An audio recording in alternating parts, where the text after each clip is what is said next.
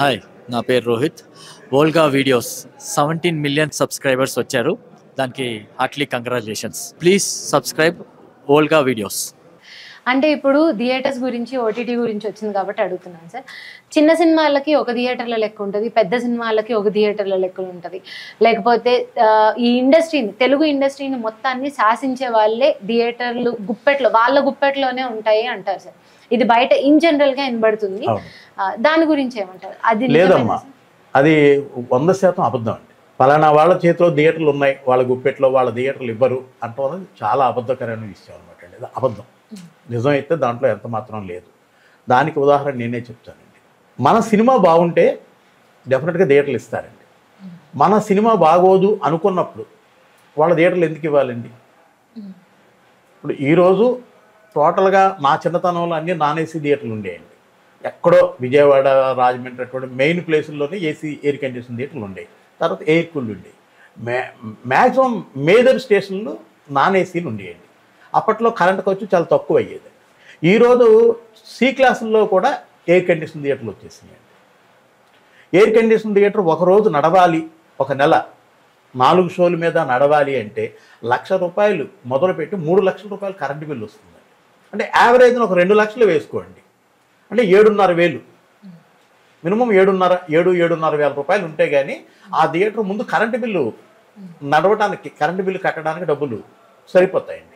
అంటే ఇక్కడ ₹7,500 ఒక షో ఒక 4 గంటలకి 7,500 ఆ ఎగ్జిక్యూటర్కి షేర్ వస్తే మన సినిమా రన్ చేయగలుగుతాడు కనీసం అనమాట అండి. ఇంకా స్టాఫ్ జీతాలు కానీ, అతను పెట్టిన పెట్టుబడులు కానీ, ఇంకా అవన్నీ తీసేద్దామండి.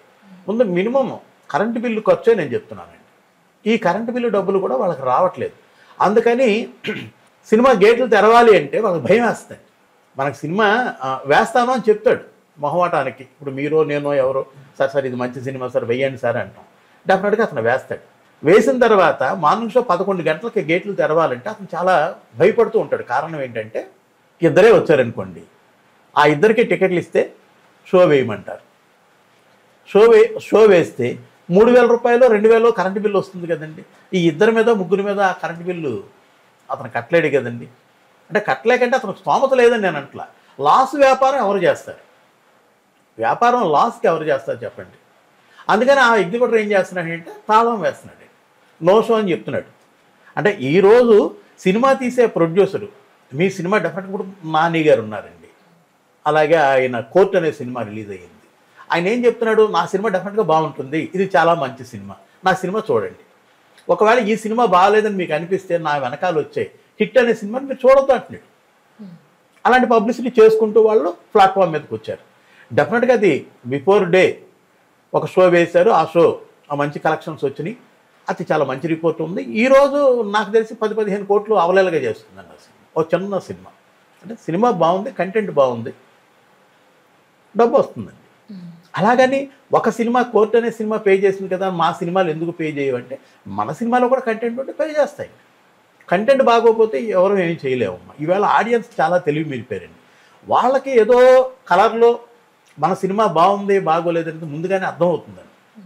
పూర్వం అయితే మనం పబ్లిసిటీ చేసేవాళ్ళం, ట్రైలర్ వేసేవాళ్ళం, సోషల్ మీడియాలో చెప్పేవాళ్ళం, ఈ పేపర్ పబ్లిసిటీ అని, టీవీ పబ్లిసిటీ ఇన్ని చేస్తే కానీ వాళ్ళకి అర్థమయ్యేది కాదు.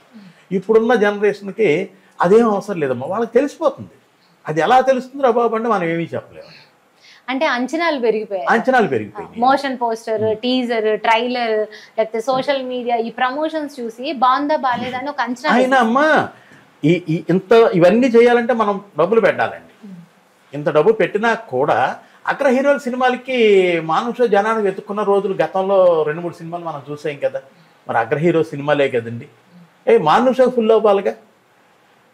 ఇప్పుడు ఆ అమ్మాయి నాకు గుర్తు రావట్లేదు, ఒక సినిమా ఈ మధ్య ఒక 1 year బ్యాక్ ఒక సినిమా రిలీజ్ అయ్యింది. ఆ ఊర్లో 10-12 థియేటర్లు ఉంటే 10-12 థియేటర్లు ఫుల్ వచ్చింది. అంటే మార్నింగ్ షోకి ఆ సినిమాకి అన్ని థియేటర్లు ఎందుకు ఫుల్ కావాలి? కానీ కారణం ఏంటంటే ఆడియన్స్లో వాళ్ళ ముందుగా ఏదో ఒక పాయింట్ని పట్టుకుంటున్నారండి. వాళ్ళు ఈ సినిమా ఈ పాయింట్ ఆధారంతో ఈ సినిమా బాగుండొచ్చు అనేది వాళ్ళకు ఒక అండర్స్టాండింగ్ ఐడియాకి వచ్చేస్తున్నారండి. దానివల్ల సినిమాలు బాగుంది బాగాలేదని వాళ్ళకి ముందుగానే అర్థమైపోతుంది. మన చేతిలో ఏం లేదమ్మా. ఇప్పుడు పూర్తిగా సినిమా తీయటం వరకే మనం తప్ప దీన్ని పూర్తిగా న్యాయ నిర్ణేతలు ప్రేక్షక దేవుళ్ళండి.